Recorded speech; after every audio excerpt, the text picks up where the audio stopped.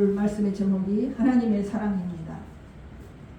여러분들은 여러분들 모두를 하나님이 사랑하신 것을 아시죠? 네. 하나님은 우리를 다 사랑하십니다. 누구는 사랑하고 누구는 사랑하지 않고 그런 하나님이 아니십니다. 우리 모두를 사랑하시죠. 그런데 오늘 말씀을 보신 것처럼 선지자 말라기는 당시 유대인들이 하나님을 사랑하는 그 의미에서 마땅히 행하여야 할 종교적 행위를 강조하기 전에 먼저 그런 행위를 가능케 해주시는 하나님의 사랑을 확인을 하게 합니다. 무슨 말인가 하면 하나님께서는 저들을 사랑하시는 것만큼 저들은 그에 대한 감사의 행위로 하나님을 섬기는 모든 종교적 행위가 있어야 된다는 것이죠. 성도는 성도답게 모든 것을 행하며 살아야, 실천하며 살아야 한다는 그 말씀입니다. 그러므로 말라기 선지자는 하나님께서 저들을 사랑하신 사실을 확실성을 먼저 변증을 합니다. 이스라엘 백성들에게. 그래서 하나님께서 저들을 사랑하신 사랑은 무엇보다도 저들을 택하신 사랑이라는 것을 이스라엘 백성들에게 선포를 하죠. 그러므로 2절의 말씀처럼 야곱을 사랑하였고 에서는 미워하였다는 것은 하나님께서 야곱을 택하였다는 뜻인 것입니다. 미워했다는 말이 진실로 미워했다는 것이 아니라 에서를 택하는 것이 아니라 야곱을 택하였다는 그 의미인 것이죠. 그래서 에서는 야곱이 형인데도 불구하고 하나님께서는 도리어 야곱에게 장자의 기업을 주시게 됩니다. 자, 이러한 것을 우리가 볼 때 선택은 반드시 자연적 질서로 말미암아 지배되는 것은 아니다는 것이며 선택은 하나님의 무조건적인 행위인 것이죠. 하나님의 마음과 뜻이라는 것입니다. 자, 그렇다면 참 사랑 또한 이렇게 객관적 조건의 영향을 받아 결정되는 것도 아니라 사랑을 향하는 주체자 하나님의 무조건적인 결정에서 나오는 것이라는 것이죠. 자, 그래서 하나님은 이미 이스라엘을 조성하실 때 하나님이 이스라엘을 부르시고 선민으로 삼으실 때 그들에게 어떠한 공로도 어떠한 의도 보지 않으셨습니다. 하나님의 일방적인 사랑으로 그들을 택하시고 부르시고 선민으로 삼아주셨죠. 그래서 사랑하신 것입니다. 그들에게 아무것도 바라지도 원하지도 않았다는 것이죠. 그것은 우리들에게도 동일합니다. 우리들을 부르시고 택하실 때 우리에게 무언가를 바라고 원해서 부르셨겠습니까? 우리를 불쌍히 여기시고 그 죄를 사해 주시기 위해서 깨끗게 하시기 위해서 부르시고 택하셨습니다. 그것이 하나님의 사랑인 것이죠. 그런데 오늘 말씀을 여러분들이 보셨듯이 이스라엘 백성들은 그러한 하나님의 사랑을 깨닫지를 못했습니다. 분별할 지혜가 없었어요. 무조건적으로 그들을 택하셔서 하나님의 백성으로 삼으셨고 장차 이스라엘을 통하여서 영적 이스라엘 백성들을 조성하기로 작정을 하셨던 하나님이십니다. 자, 그러므로 하나님의 사랑은 가장 결정적인 사건이 무엇입니까? 십자가인 것이죠. 당신의 아들 독생자를 주기까지 우리를 사랑하신 그 사랑. 예. 자, 1절을 보시면 여호와께서 말라기를 통하여 이스라엘에게 말씀하신 경고라 합니다. 말라기 선지자는 지금 하나님께 메시지를 받았어요. 이스라엘 백성들에게 선포해야 할 메시지, 경고에 대한 메시지를 받았고 그래서 1절에서 여호와께서 말라기를 통하여 이스라엘에게 말씀하신 경고라라고 말씀을 합니다. 그래서 이 말씀은 말라기 전체의 주요 내용을 말씀하는 것이죠. 말라기 전체에서 무슨 말을 하고 있습니까? 하나님에 대한 사랑, 우리를 사랑하신다는 말씀, 봉헌에 대한 말씀, 말씀에 순종하지 않는다는 말씀 등등의 여러 가지 말씀으로 우리들에게 경고를 하고 있습니다. 쉽게 말하면 말라기서는 이스라엘 백성들을 향한 경고를 그 내주된 말씀을 말라기에서 전체를 보여주고 있다는 것이죠. 말라기서는 BC 5세기 중반 에스라와 느헤미야 시대를 배경으로 해서 기록된 책입니다. 이때는 이스라엘 백성들이 바벨론에서 제1차로 귀환한 지 약 한 세기가 지난 때이자 3차에 걸친 포로 귀환 전체가 완료되었고 이미 성전과 예루살렘 성벽이 재건될 때입니다. 자, 그렇다면 타락으로 말미암아 하나님의 심판을 받았고 만국과 바벨론 포로의 고통과 슬픔을 당했던 이스라엘 백성이 이처럼 왜 말라기 선지자를 통하여서 또다시 하나님의 경고의 메시지를 듣게 된 것인가? 그 말씀이 오늘의 말씀입니다. 그 이후는 그들이 지난날 그들의 조상이 겪어야만 했던 아픔과 슬픔을 잊어버렸고 영적인 안일함에 빠져서 하나님 앞에서 바른 신앙의 삶을 살지 못하였기 때문입니다.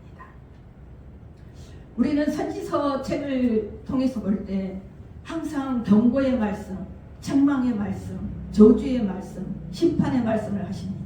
선지자의 입술을 통해서 그 메시지를 전하게 하신 것은 이 선지서 모든 책을 통틀어서 볼 때 항상 이스라엘 백성들이 잘못하였고 우리들이 잘못하였기에 책망을 하시고 경고를 하시고 심판과 저주를 말씀하신 내용이 선지자들의 입술을 통해서 하게 하십니다. 그런데 그 메시지가 선지자들 마음대로 선지자들 생각대로 그걸 성공하느냐, 그게 아니라는 것이죠. 하나님이 그 메시지를 주셨고 그들의 입술을 통하여 선지자들의 입술을 통해서 경고하는 메시지를 주게 되십니다. 근데 오늘의 말씀도 똑같은 말씀입니다. 말라기서의 내용을 살펴보게 되면 이스라엘 백성들이 포함한 몇 가지의 대표적인 죄악들을 지적하고 있음을 우리가 볼 수 있습니다. 그 죄악은 무엇인가? 형식적인 것이며 부정한 제사와 이방인과의 통혼과 맹약한 아내와의 이용과 11조와 헌물과 규례의 위반 등을 책망하고 계십니다. 자, 이런 것을 볼 때 말라기 시대의 이스라엘 백성들의 영적 상태가 매우 심각할 정도로 타락한 상태였다는 것을 보여주고 있습니다. 문제는 지난날에 엄청난 아픔과 슬픔을 간직하고 있던 이스라엘 백성들이 포로에서 회복한 지 겨우 한 세기도 지나기 전에 왜 이렇게 심각하게 타락하게 되었느냐는 것이죠. 그렇게 슬픔과 아픔을 부모들 세대에 겪었다라면 정신을 바짝 차리고 하나님 앞에 바로 세워져야 되는데 왜 이렇게 되어버렸는가? 그 이유는 그들의 영적인 안일함 때문입니다. 영적으로 너무 안일하고 나태했다는 것이죠. 그 이유 중에 그 이스라엘 백성 중은 대부분 1차 포로 귀환 때 귀환한 사람들입니다. 바벨론에서 포로 생활을 하다가 귀환한 사람들이에요. 그래서 그들은 영적인 무관심과 나태로 성전을 재건하는 일을 비록 16년 동안이나 중단하기는 하였지만 학개와 스가랴 선지자를 통하여서 하나님의 책망과 권고와 약속에 따라 성전을 재건하는 등 하나님 앞에서 바른 삶을 살기 위하여 노력도 했습니다. 그 어려움을 겪었기 때문에 하나님이 살아계신다는 것을 알았고 하나님의 도우심으로 자신들이 포로 생활에서 귀환했다는 걸 깨달았기 때문에 열심히 하나님 뜻대로 살려고 노력을 합니다. 하지만 성전을 재건하고 하나님 앞에 바르게 살려고 노력을 하였지만 그들의 상황은 달라지지 않았습니다. 하나님은 학개와 스가랴 선지자를 통하여서 선민의 영광스러운 미래에 대하여 약속하시면서 성전 건축을 독려하셨으나 성전 건축이 완료된 지 거의 한 세기가 되었음에도 불구하고 그 상황은 별로 달라지지 않았죠. 그러므로 이스라엘은 정치적으로 여전히 바사 제국 지배 아래 있었고 약속된 영광은 그들에게 실제로 이루어지지 않았습니다. 하나님께서 약속하신 게 안 이루어졌다는 것이죠. 자, 그렇다면 한편으로 이스라엘 백성들은 비록 바사 제국의 지배를 받고 있었지만 특별한 어려움이 없이 비교적 평안한 삶을 영위해 나갔습니다. 걱정 근심이 없었어요. 그냥 평안하고 잔잔하게 살았습니다. 그 또한 하나님의 은혜인 것이죠. 근데 이스라엘 백성들은 그 또한 하나님의 은혜인 것을 잘못 삶을 살아가게 됩니다. 그러자 이스라엘 백성들은 신앙의 해이와 영적인 안일에 사로잡히게 되었고 그로 말미암아 이스라엘 사회에는 경건하게 하나님을 섬기는 사람들보다는 당장의 안일함과 만족을 얻기 위해 불의를 일삼는 자들이 행행하게 됩니다. 이러한 모든 것을 보는 바와 같이 영적인 안일함은 하나님의 백성들을 타락하게 만드는 무서운 질병과도 같은 것이죠. 그래서 항상 긴장해라, 깨어 기도해라, 성령의 충만함을 입어라, 말씀으로 무장해라 이렇게 권면을 하는 것입니다. 우리가 그러한 것들을 빼먹게 되면 이스라엘 백성들처럼 영적인 안일함 속에 빠져들어가게 됩니다. 그러므로 성도들은 영적 안일함에 빠지지 않기 위하여 항상 자신을 돌아보지 않으면 안 되는 것이죠. 내가 조금 느슨해졌다 하면 정신을 바짝 차려야 됩니다. 내가 느슨해지고 약해질 때 사단이는 틈을 탑니다. 내가 느슨해지고 약해질 때 성령의 충만함을 잊지 못할 때 믿음이 연약해질 때 내 마음과 생각이 다른 것이 흘러갈 때 우리에게는 그 안일함 속에서 하나님 앞에 잘못을 범하게 되는 일을 저지릅니다. 사실 오늘날 성도들은 영적 안일함에 빠지기 딱 좋은 상황과 환경 속에 놓여 있습니다. 오늘날 성도들이 살아가고 있는 이 시대는 예수님께서 그리고 여러 선지자들의 성령에 애원한 것처럼 종말론 전 약속들이 실현이 2000년 이상 지체되고 있습니다. 이스라엘 지금 그 말라기 시대와 똑같아요. 그래서 말라기 시대 이스라엘 백성들은 하나님께서 연약하신 그 은혜와 그 영광이 드러나지 않는다고 해서 지금 그렇게 안일한 상태에 있습니다. 근데 오늘날 이 시대에도 같다는 것이죠. 그래서 성도들이 하나님의 약속들에 대하여 회의를 가지기 쉬운 때입니다. 그리고 지금은 악인들에 대한 하나님의 결정적인 심판이 유보됨으로 말미암아 하나님의 심판이 없다고 주장하는 사람들의 말이 힘을 얻고 있는 때이기도 합니다. 야, 이렇게 사는데 하나님이 어딨냐? 너 그렇게 어려운데 하나님이 뭘 줬냐? 뭘 해결해 줬냐? 이렇게 말하는 사람들의 말이 힘이 있어진다는 것이죠. 여러분, 또 한편으로는 사람들이 그렇게 막 엄청난 나라적으로나 뭘로 큰 어려움이 없이 평온한 삶을 살고 있습니다. 말라기의 시대처럼. 내가 열심히 노력하면 살 수 있고 정직하게 삶을 살 수 있는 시대입니다. 이러한 때는 단지 태평한 때라고 하기보다는 무사 안일에 빠지기 쉬운 시기로서 영적 안일함에 덫에 걸리기 쉬운 상황이라고 할 수가 있어요. 이 시대가 그러한 시대라는 것이죠. 우리들이 살아가는 이 현 시대가. 실제로 오늘날 성도들 중에는 영적 안일함에 빠진 성도들이 너무나도 많이 있습니다. 그래서 수십 년을 교회 다니며 장로가 되고 권사가 되고 집사가 되었지만 아무런 신앙적 열정도 없이 언행 심사에 진실성도 없이 그저 교회만 왔다 갔다 하면 형식적으로 하나님을 섬기는 사람들이 적지가 않다라는 것이죠. 그렇게 신앙생활 하는 분들이 너무나도 많이 있습니다. 그리스도의 십자가 대속의 은혜를 들어도 감동이 없고 가슴이 냉랭하고 주변에 고난받은 이들과 복음을 몰라 영적으로 파탄에 있는 이들을 보아도 안타까운 마음이 전혀 들지 않는 이들이 많습니다. 또 교회 생활과 사회 생활이 완전히 구별되는 신행 불일치의 삶을 사는 이들도 많습니다. 말라기 선지자를 통한 하나님의 경고는 바로 이들에게 향한 경고이기도 한 것이죠. 이스라엘 백성들에만 향한 경고가 아니라 이러한 분들에게 오늘날 현 시대에 경고하는 경고의 말씀이기도 하다는 것입니다. 영적 안일함에 빠져서 신앙적 여유를 잃어버린 이들과 또 아무런 신실성도 찾아볼 수 없는 이들은 라오디게아 교회를 향한 계시록 3장 16절에서 경고하신 말씀을 기억해야 될 것입니다. 계시록 3장 16절에서 뭐라고 경고하십니까? 내가 이같이 미지근하여 뜨겁지도 아니하고 차지도 아니하니 내 입에서 너를 토하여 버리리라. 우리는 이러한 말씀을 귀담아 드려야 될 줄 믿습니다. 그럼 오늘 과거 말라기 선지자를 통한 하나님의 경고가 과거의 영적 안일함에 빠진 교회와 성도들에 향한 경고가 오늘날 이 시대에 바로 우리를 향한 것인 것을 알고 그 경고의 귀를 기울여야 될 줄 믿습니다. 그런데 1절 후반절을 보시면 말라기 선지자가 이스라엘 백성들에게 전달한 하나님의 메시지의 성격은 경고라는 한마디로 요약해서 제시하고 있습니다. 경고. 이스라엘에게 말씀하신 경고라. 이렇게 말씀하고 있어요. 1절에서. 여기서 말씀하는 경고라는 단어에 해당되는 언어로 의미를 해석을 하게 되면 그 경고라는 의미가 무거운 짐이라는 의미입니다. 경고라는 단어를 가지고 있는 뉘앙스에서도 알 수 있듯이 이 말씀을 전해 듣는 자들에게 그야말로 무거운 짐이 되기 때문인 것이죠. 경고는 분명히 잘못했기 때문에 경고를 듣는 거예요. 그렇죠? 그래서 그게 무거운 짐이에요. 싫어요. 듣기 싫어요. 예.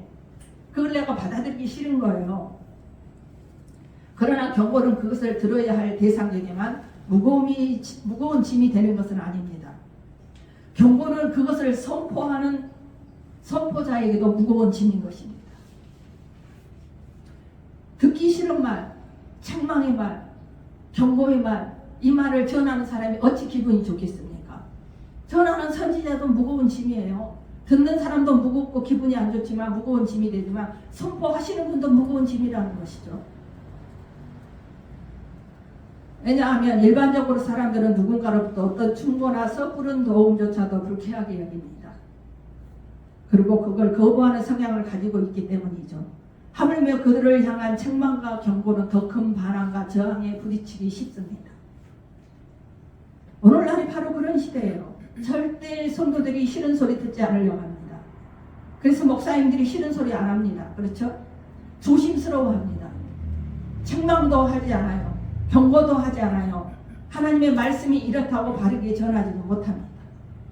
그렇기 때문에 선포하는 사람에게 정말 지고 싶지 않는 무거운 짐인 것이죠. 듣는 사람도 마찬가지지만 선포하시는 분들도 그게 무거운 짐이에요.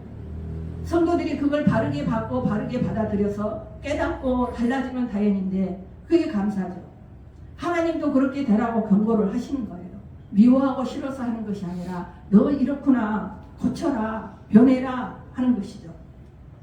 그러나 하나님의 메시지를 전달할 하나님의 사역자는 자신이 전달해야 할 메시지가 좋은 메시지든 나쁜 메시지든 하나님으로부터 받은 그대로 전달해야 할 의무가 있습니다. 그것은 전하는 하나님의 사역자에게 그야말로 목숨과 같은 것이며 하나님의 사역자로서 해야 할 어떤 일보다도 중차대한 일인 것이죠. 여러분, 성경에 말씀하십니다. 하나님께서 주신 거 그대로 전하야지 내 생각으로 전하는 자는 죽이라고 합니다. 예언하는 자는. 하나님의 뜻이 아니라 사람의 뜻을 전하는 선지자들은 죽이라고 합니다. 그렇게 무서운 책임을 지고 있는 게 선지자들입니다. 여러분, 예언의 메시지를 전한다고 해서 그게 우습게 나오는 게 아닙니다. 목사들의 임의대로 자신의 마음대로 선포하는 게 없습니다. 그렇게 있을 때는 하나님 앞에 해초리 몽둥이를 맞습니다. 많은 잘못을 할 때는 죽기까지도 할 수 있다는 것을 경고를 하는 것이죠. 성경에 그렇게 말씀하고 있어요. 그래서 그걸 받는 사람도 전하는 사람도 마음에 무겁게 받아야 되고 무겁게 전하는 것이죠. 여러분, 과거 우리나라 조선시대에 악명을 출납하는 직책으로도 도승지라는 직책이 있었습니다. 이 도승지의 임무 중 가장 중요한 것은 임금의 어명을 그대로 전달하는 것이었어요. 만일 도승지가 그 임금이 나쁜 내용을 담고 있다, 그 전하는 내용이 나쁜 내용을 담고 있다고 해서 자기 마음대로 바꾸거나 전하지 않는다라면 그 사람은 왕을 능멸한 죄로 처벌을 면할 수가 없습니다. 죽습니다.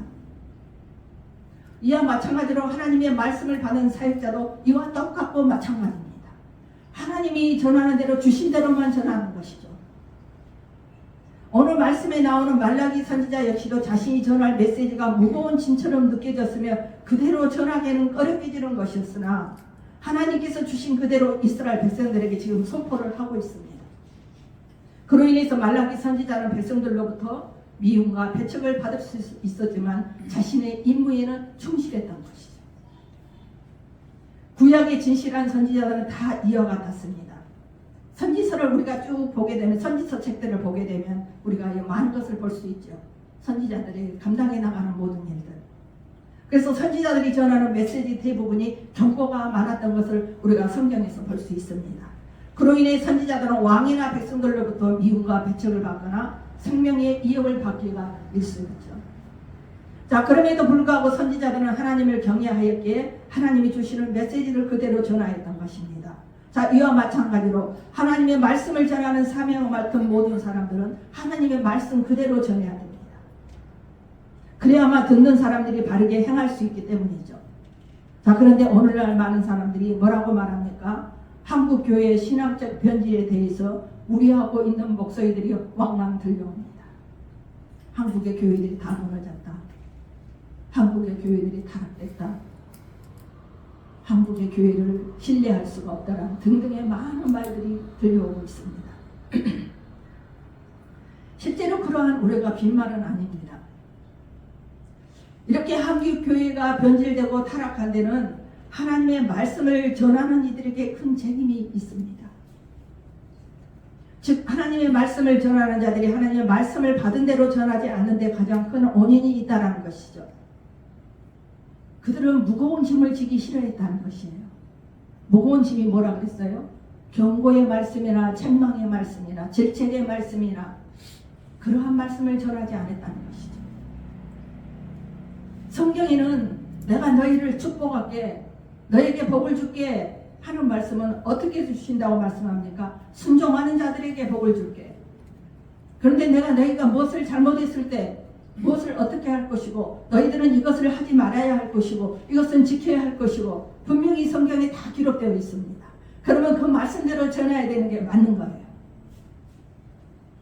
그래서 성도들부터 그렇게 전하는 사람은 어떻게 됩니까? 미움이나 배척을 받는 대신 그렇게 말씀을 전하지 않는 지도자들은 함양받기를 원하고 높임받기를 원합니다. 축복하면서. 그러면 성도들이 무엇을 깨닫습니까? 무엇을 배우고 무엇을 알아갑니까? 그래서 하나님의 말씀 중 경고와 책망, 심판의 말씀은 빼버리고 오직 축복만 선포합니다. 예수를 믿으면 축복받는다고만 가르치고 죄를 범할 때의 징계와 심판은 가르치지 않습니다. 무조건적 은혜에 근거한 구원을 가르치면서 불순종하고 말씀을 외면한 자들에게 그에 대한 필연적인 저주와 심판이 있다는 경고를 전하지 않습니다. 하나님의 백성들이 받아야 할 축복과 은혜는 가르치면서 장차 천국에 들어갈 자로서 현재 이 세상에서 당할 고난과 핍박과 그리고 세상을 향한 헌신과 봉사와 섬김의 직임에 대해서는 예민하게 읽습니다. 여러분, 하나님의 사역지들이 해야 하는 궁극적으로 지향할 바는 교회를 바르게 세우고 하나님의 백성들로 하여금 하나님의 백성답게 살게 하고 실천하면서 살게 하는 게 지도자의 역할입니다. 이것을 가능케 하는 출발점은 다른 무엇이 아니라 말씀을 전하는 이들이 하나님이 주시는 말씀을 그대로 전하는 것이죠. 그래서 성도들이 그걸 받고 그대로 실천하고 행할 때 하나님의 원하시는 삶, 원하시는 모습으로 연결을 되는 것이죠. 그리고 성도들 또한 하나님의 말씀을 받는 그대로 행함에 더 나아가서 그것을 입술로 삶으로 그대로 증거하는 삶이 될 것입니다. 그래서 전하는 분도 잘못이 있지만 성도들에게도 똑같이 잘못이 있는 것이죠. 한 사람에게만 잘못이 있는 것이 아닙니다. 오늘 이 시대가 그렇게 흘러가고 있는 시대예요. 그것은 제 아무리 무겁다 해도 하나님께서 우리에게 지우시는 짐이기에 오직 순종으로 짊어져야 합니다. 하나님의 지키라는 요구 조건, 하나님이 명령하신 뜻은 내가 무겁게 생각이 들고 내가 싫고 감당하기 싫고 하기 싫어도 내가 순종으로 짊어져야 할 짐이라는 것입니다. 왜? 하나님의 뜻이기에.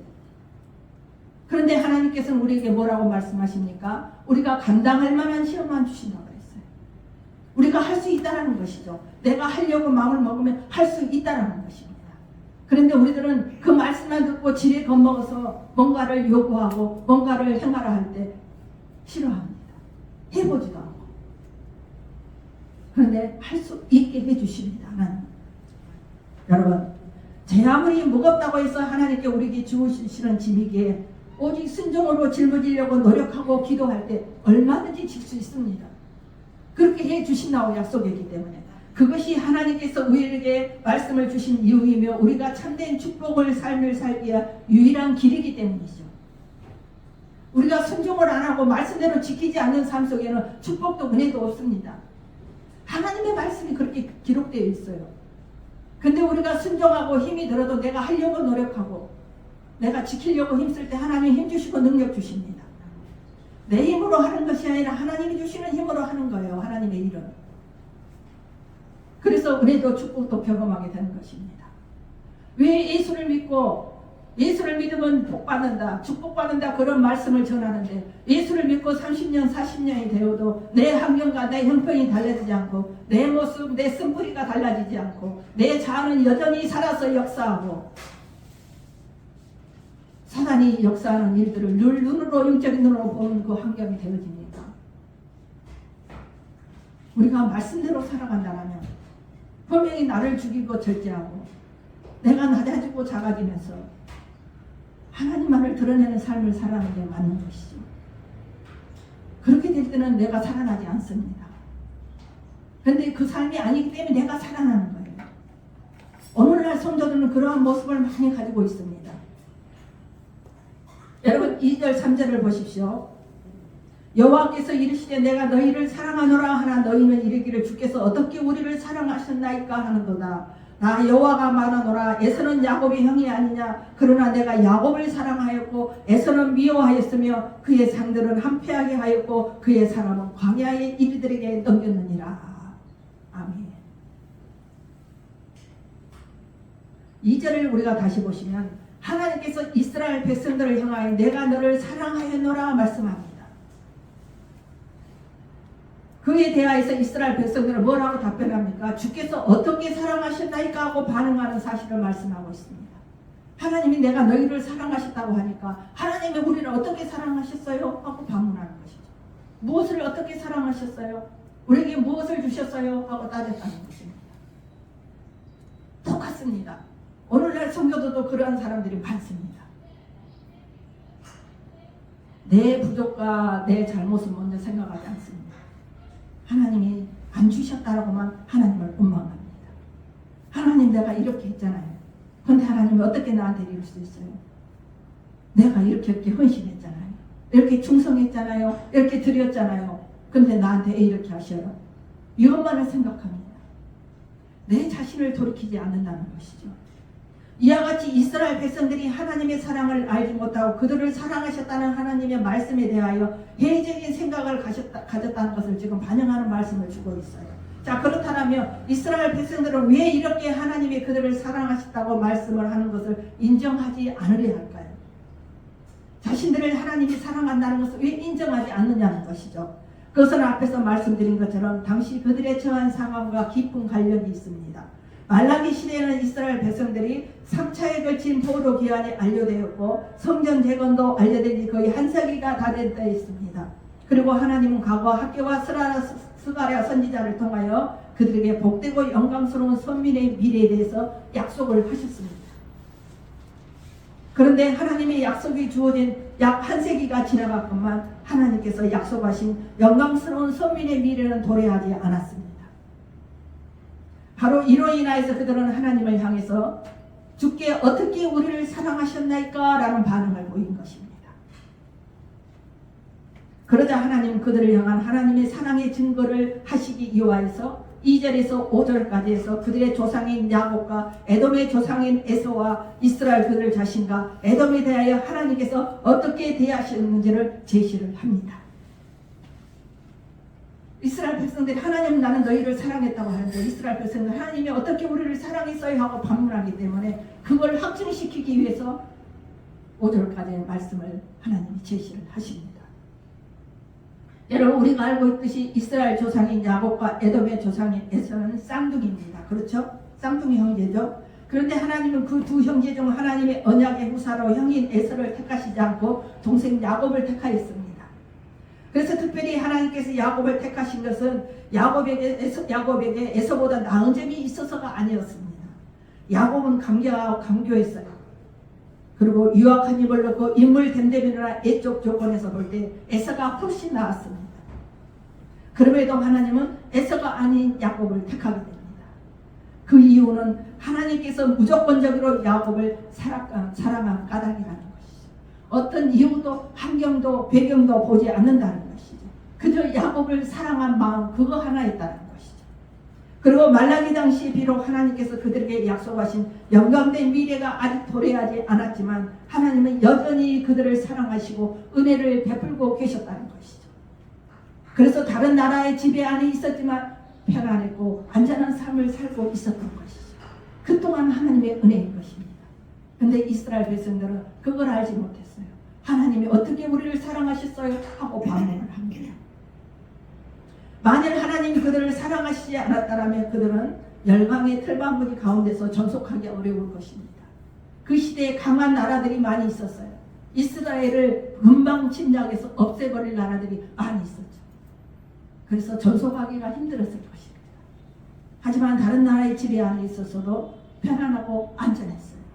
그래서 영적으로 안일함으로 나태해져서 영적으로 바로 세우지 못한 속에 살고 있었어요.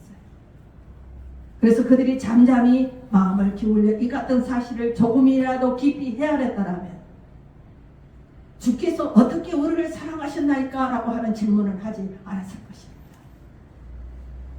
그런데 오늘날 성도들 가운데서도 말라기 시대의 백성들처럼 반응하는 성도들이 많습니다. 그들은 설교와 묵상을 통하여서 찬양의 가사를 통하여서 하나님께서 자신을 사랑한다는 말씀들을 수없이 듣고 보기도 합니다. 우리도 마찬가지죠. 그래서 사람들은 하나님께서 사랑하신다는 말에 너무나도 익숙해져 있습니다. 그러나 너무나 많은 이들이 하나님의 말씀에 대하여 우리를 어떻게 사랑하셨나이까 하고 묻습니다. 말라기 시대의 이스라엘 백성들처럼 나에게 무엇을 줬습니까? 나를 어떻게 사랑하셨습니까? 라고 반문한다는 것이죠. 그리고 많은 성도들이 하나님의 사랑에 대하여 냉소적입니다. 하나님께 사랑하셨다는 말은 그저 상투적으로 듣습니다. 그래서 어떻게 합니까? 감사할 줄도 모르고 우리가 세상 사람들과 다른 것이 무엇이냐고, 하나님께서 언제 우리에게 특별한 대우를 베푸셨냐고 반문합니다. 하지만 모든 성도들이 잠잠히 자신의 삶을 돌아본다면 하나님께서 행하신 일들을 헤아려 본다라며, 그렇게 생각하는 분들 또한 하나님께서 어떻게 사랑하신 줄을 온전히 알게 될 것입니다. 모든 것이 하나님의 은혜입니다. 우리가 살아가고 있는 것은 그냥 내 힘으로, 내 능력으로, 내 뜻대로 살아간 것 같지만 모든 것이 부르시고 택한 자들은 하나님의 은혜와 사랑 안에서 살아가고 있는 것입니다. 여러분, 하나님께서 우리를 만민 중에 택하셨고 우리를 죄에서 구속하시기 위하여 그리스도를 희생하신 것이 가장 큰 사랑의 증거입니다. 지금도 하나님의 말씀을 통해 우리를 깨우치시고 바른 길로 인도하시는 그것 또한 부인할 수 없는 하나님의 사랑의 증거입니다. 죄의 길을 갈 때 고난을 주시고 돌이키게 하시고 의의 길을 갈 때 격려하시고 더욱 확실한 길로 인도하실 뿐만 아니라 의로운 고난을 자원함으로 받게 될 때 우리에게 하늘의 신령한 축복으로 채우시는 것 또한 우리를 사랑하시는 증거입니다. 우리를 사랑하신 증거들은 많고도 넘칩니다. 우리가 어떤 고난과 시련 자리에 처해도 천국 소망을 잃게 하지 않으신 것 또한 그 또한 사랑의 증거입니다. 그런데 오늘날 많은 성도들은 방언합니다. 우리가 세상 사람과 다른 게 뭐 있어요? 하나님이 나에게 주신 게 뭐가 있어요?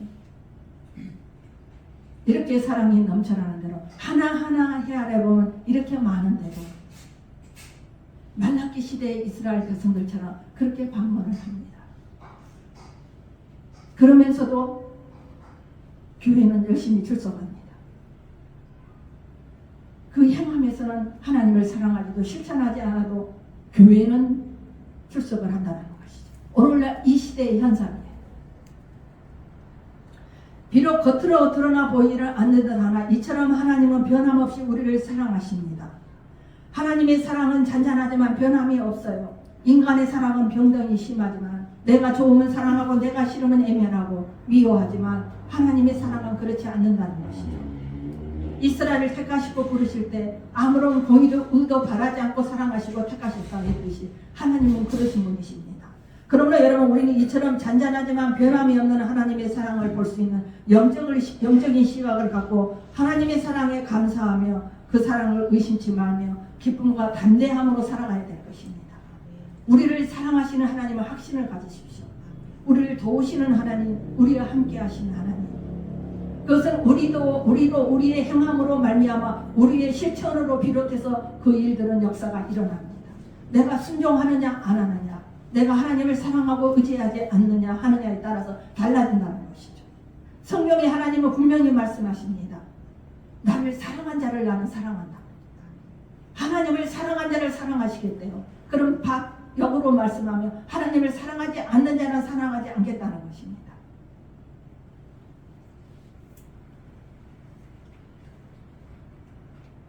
그렇다면 우리들이 어떤 모습으로 세워져야 될까요? 오늘 이스라엘 백성들이 반문한 것처럼 하나님 나에게 무엇을 해줬어요? 하나님이 나한테 무엇을 해줬는데 사랑한다고 그러셔요? 그렇게 세워져야 될까요? 아니잖아요. 예수님의 십자가를 볼 때 우리는 눈물이 쏟아져야 되고 마음이 뜨거워져야 됩니다. 그 예수님이 물 한 방울 피 한 방울 남기지 않고 쏟았다는 그 말씀을 들을 때 우리는 뜨거운 눈물을 흘릴 수 있어야 됩니다.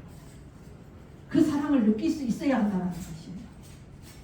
누가 우리를 위해서 죽을 수 있는 사람이 누가 있습니까?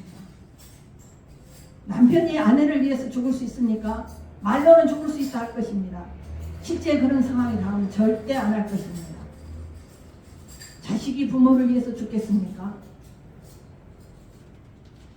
말로는 할 수 있죠. 현실에 부딪히면 그렇게 하지 못합니다. 그 죽음의 두려움에 절대 그런 담대함의 용기를 내지 못합니다. 그런데 우리 주님은 우리를 위해 죽으셨습니다. 여러분들은 어떻습니까? 하나님이 나에게 뭘 해주셨어요? 그런데 뭘 나를 사랑하신다고 그러세요? 그렇게 반문할 수 있습니까? 그 반문하려고 하는 그 생각 자체가 잘못된 것입니다. 하나님은 우리의 중심을 살피시고 심장, 피부를 살피신다고 했어요. 오장육과 모든 것을 살피시는 하나님이셔요. 그래서 나보다도 나를 더 잘 아시는 분이 하나님이라고 했어요. 우리 안에 성령님이 임재되어 계십니다. 내가 생각하는 생각 바로 직통으로 하십니다. 그래서 나보다도 나를 더 잘 아신다는 게 바로 그 말씀이에요. 여러분, 우리가 하나님의 은혜를 받지 않았다고 하나님이 나에게 무엇을 주셨냐고 이스라엘 백성들이 반문하듯이 또 오늘날 성도들도 그 모습으로 예수를 믿고 있듯이 우리가 달라져야 할 부분들, 성도들이 달라져야 되고 말씀을 전하는 분들이 달라져야 되고 모든 것이 달라져야 됩니다. 지도자만을 책망할 것이 아니에요. 성도들만을 책망할 것이 아니다는 것이죠. 자, 그렇다면 지도자들이 바르게 전할 때에 성도들은 바르게 세워지는 것이 맞습니다. 그렇죠?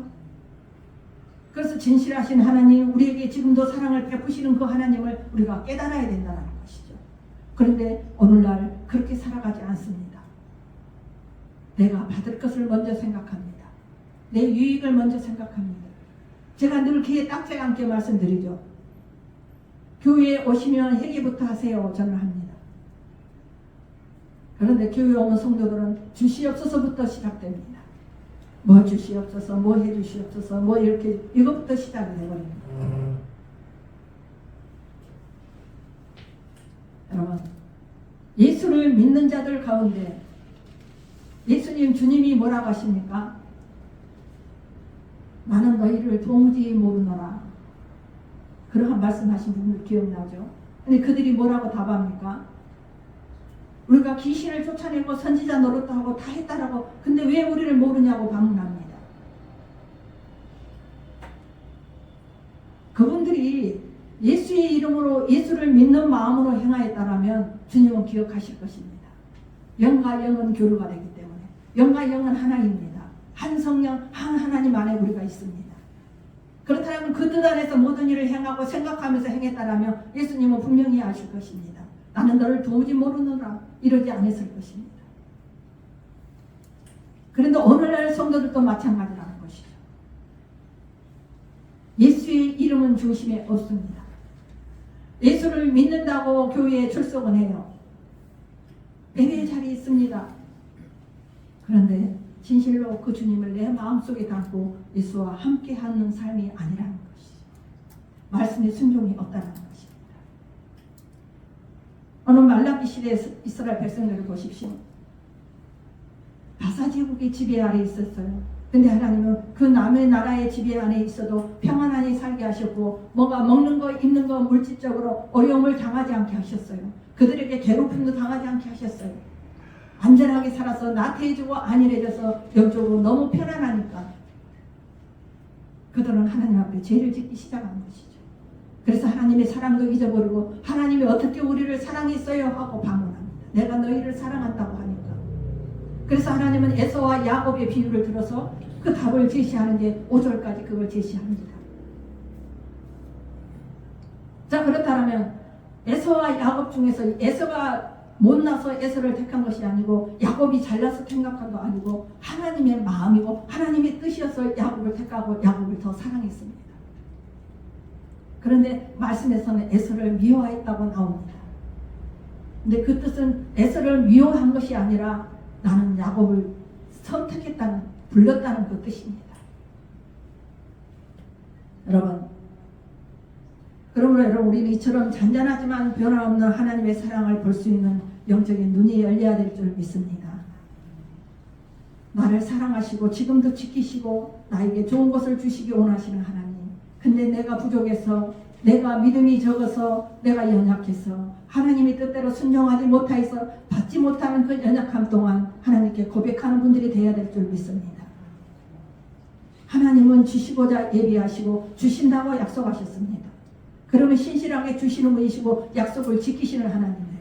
그래서 언약의 하나님이시라고 하시는 것이죠. 그래서 신실하신 하나님이라고 하시는 거죠. 우리가 부족하기 때문에, 우리가 잘못 행하기 때문에 주시고자 손에 쥐고 있어도 받지 못하는 것이죠. 근데 하나님을 원망합니다. 하나님을 불평합니다. 언제 우리를 사랑했어요? 우리에게 무엇을 해줬어요? 하고 방문합니다. 말라기 시대 이스라엘 백성들과 우리들과 다를 바가 무엇이 있겠습니까? 여러분, 하나님의 말씀은 대부분이 똑같습니다. 행하라, 실천하라, 순종해라, 용서해라, 주라, 베풀라, 희생해라, 전하라, 빛과 소금이 되라. 하나님은 그런 말씀을 우리에게 요구하십니다. 그런데 우리들은 그러한 삶을 살아가지 못하는 것이죠. 네. 여러분, 성도가 구원의 반열에 설 수 있는 것은 전적으로 하나님의 은혜입니다. 내 힘으로 구원의 반열에 세워진 게 아니에요.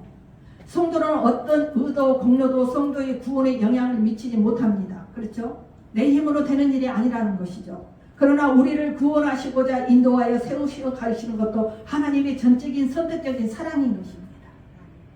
전국 가기까지 우리를 사랑하시기 때문에 이끌어 가시는 거예요. 인도하시는 거예요. 내가 믿음이 연약해지면 깨달을 수 있는 말씀의 지혜를 주시고, 내가 믿음이 연약해지면 하나님께서 사랑으로 음성을 주셔서 힘을 주시고, 내가 믿음이 연약해서 내 마음이 세상 것에 사로잡힐 때 음성 주시고, 기도의 자리에 있게 하셔서 다시 하나님의 사랑으로 세워주시는 하나님의 그 사랑이 있기에 우리가 오늘 이 시간도 이 자리에 있는 것입니다.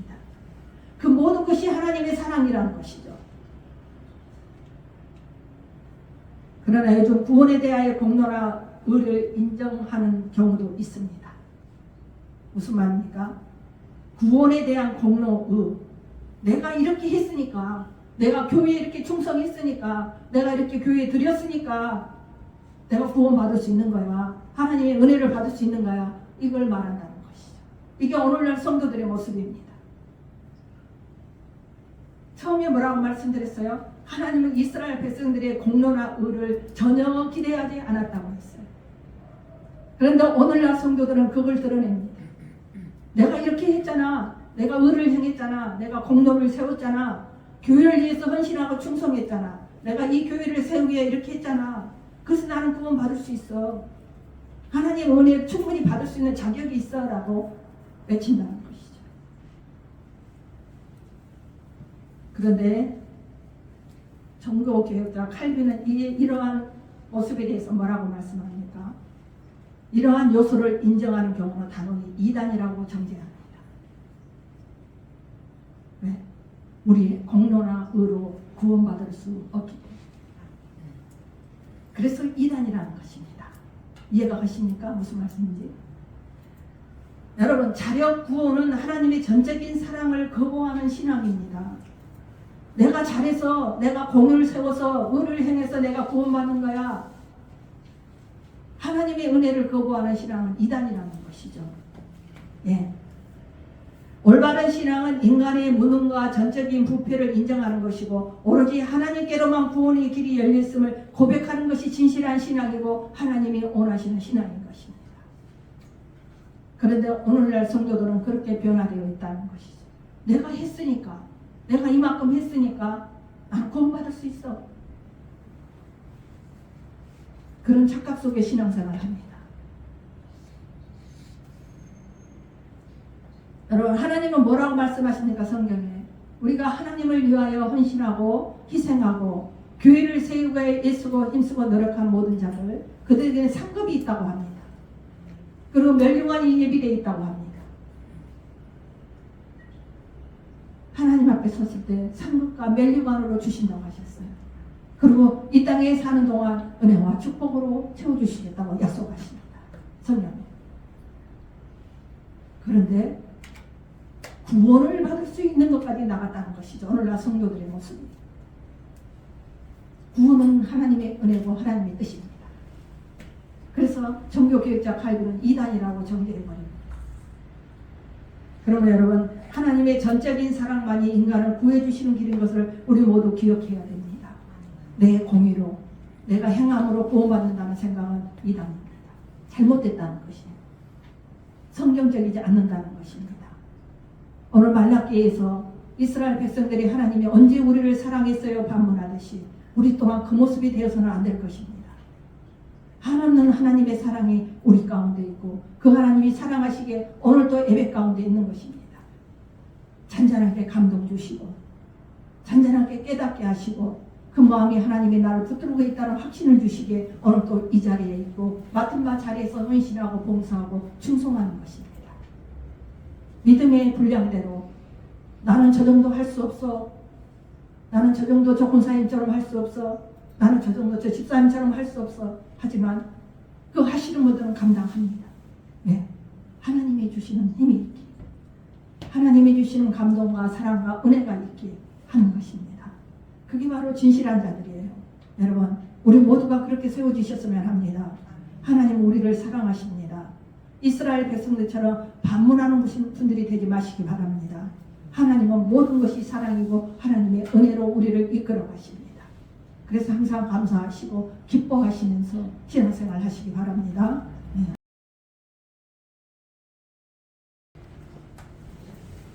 하나님께서는 사랑의 하나님이시므로 그 누구를 이유 없이 미워한다는 것은 어울리지 않는 말입니다. 그러나 오늘 본문에서는 하나님이 뭐라고 말씀하셔요? 에서를 미워하셨다고 말씀합니다. 그것은 오전에 말씀드렸듯이 하나님이 택함을 받지 못하였음을 의미합니다. 그냥 미워해서가 아니라 택하지 않았다는 의미라는 것이죠. 그래서 하나님께서 구원할 자들을 예정하시고 택하시지만 세상의 모든 자들을 택하신 건 아니라는 것이죠. 부르시고 택하신 자들이 분명히 있고 택함을 받지 못한 자들이 분명히 이 세상에는 있다는 것입니다. 그래서 하나님은 누구를 택하시고 누구를 배려했는지에 대해서는 오직 하나님이 주권적인 뜻에 의해서 결정될 뿐이라는 것밖에는 아무것도 알 수가 없습니다. 성경에 그런 것을 알려주시지 않기 때문이죠. 2절 후반부에서 3절을 보시면 에서는 야곱의 형이 아니냐. 그러나 내가 야곱을 사랑하였고 에서는 미워하였으며 그의 상들은 항폐하게 하였고 그의 사업은 광야의 이리들에게 넘겼느니라 이렇게 말씀합니다. 2절 이하에서 5절까지는 하나님은 자기들을 사랑하지 않았음을 반문하는 그 이스라엘에 대한 하나님의 답변입니다. 하나님이 우리를 어떻게 사랑하셨어요? 이렇게 5절 말씀에 반문했어요. 근데 5절 말씀에서는 이제 하나님이 그 답을 주십니다.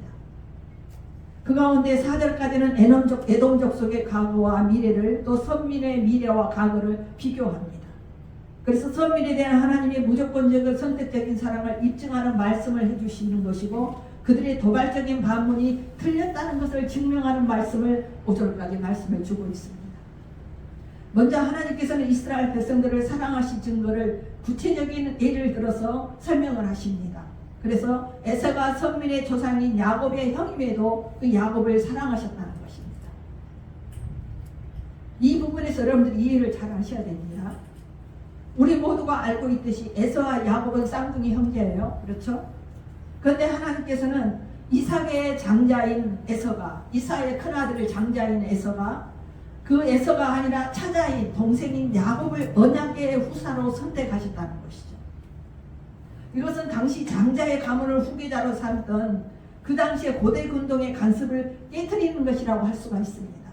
그 당시에는 무조건 장자에게 모든 것을 줬습니다. 재산이고 뭐고 모든 권리를 다 장자에게 줬어요. 그리고 그 모든 것도 다른 동생들보다 차자들보다 배로도 받는 그러한 권리를 누렸어요.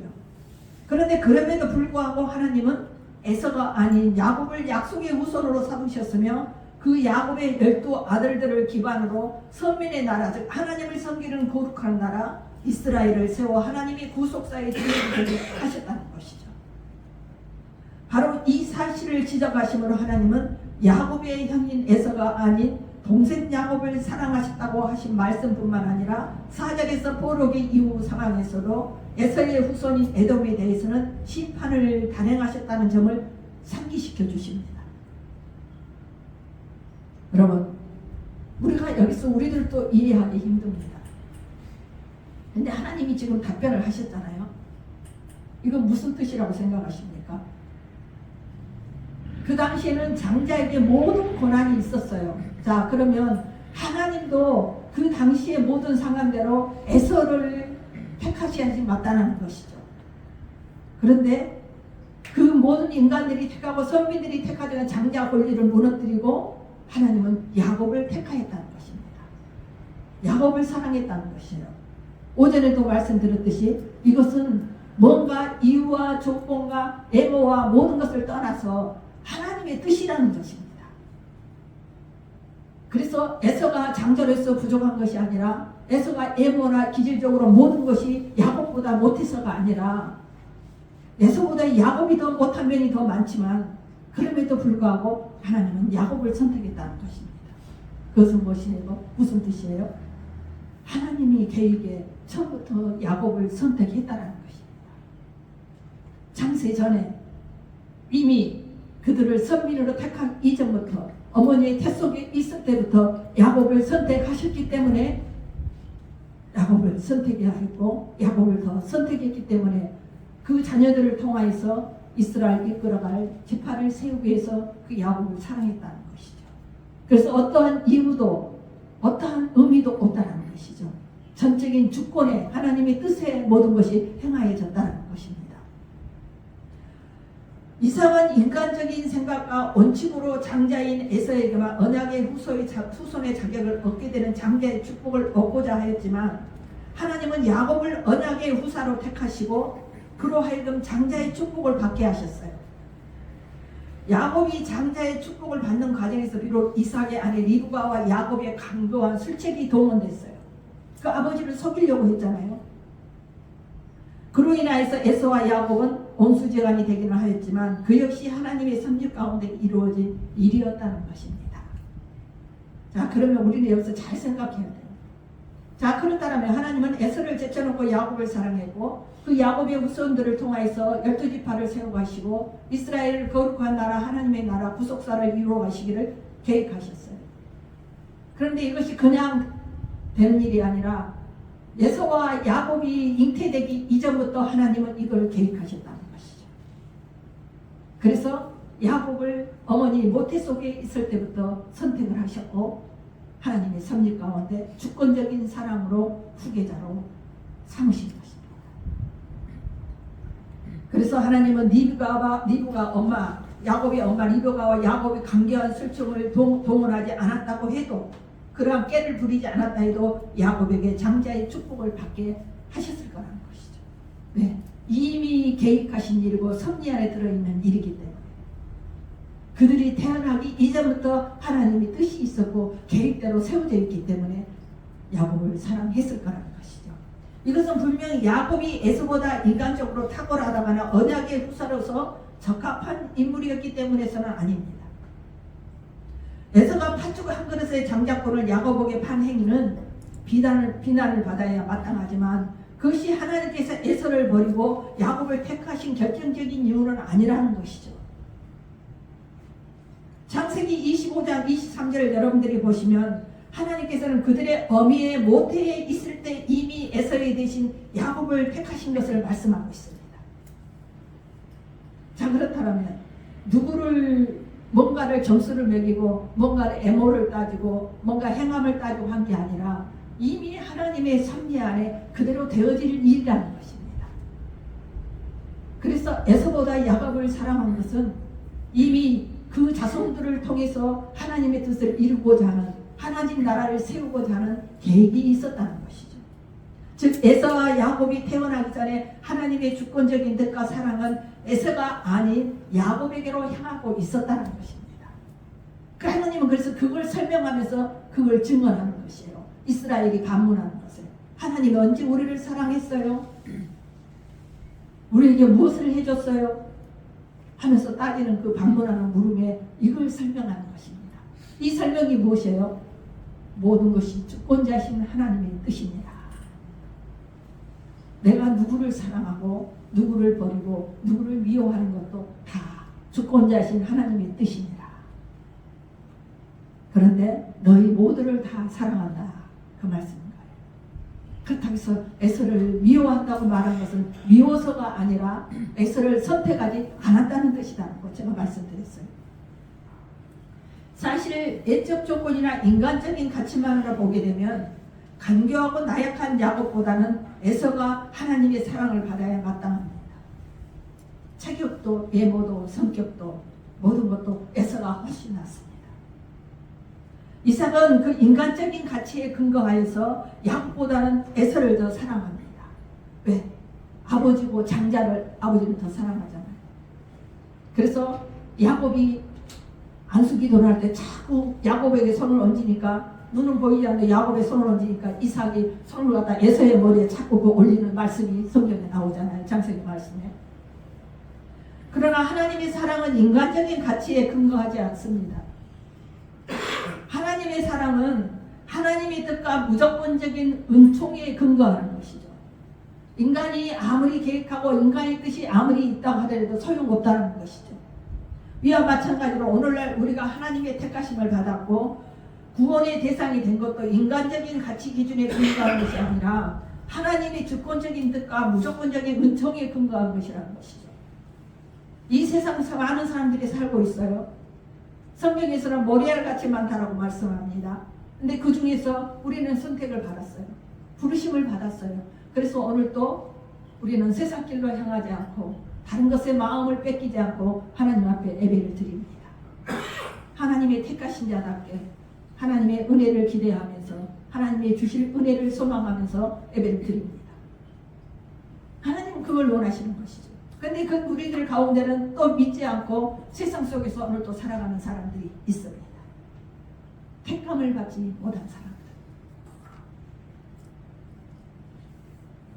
여러분, 예수를 믿고 전도를 하고 해서 오는 분들이 있습니다. 그런데 버티지 못하시는 분들이 있어요. 말씀도 안 들어와요.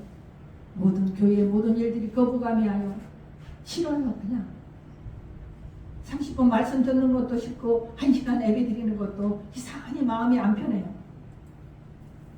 그래서 교회를 오래 있지 못합니다. 그런데 교회를 떠나면 마음이 편해요. 훌훌 날아갈 것 같아요. 그러한 분들은 택함을 받지 못한 사람들이에요. 교회가 불편한 사람들.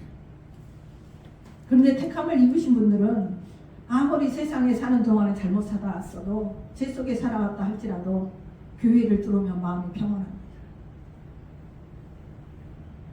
그리고 뭔가 모르게 감동이 있어집니다. 내 자신이 엄숙해지죠. 벌써 영적으로 그러한 게 달라집니다. 그리고 주의 종들이 기도를 해도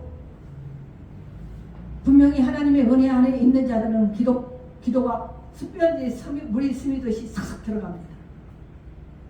그런데 그렇지 않은 분들은 기도가 튕겨나갑니다. 그런 것을 느낄 수가 있어요. 여러분들은 그걸 못 느낄 겁니다. 근데 그런 걸 느낍니다.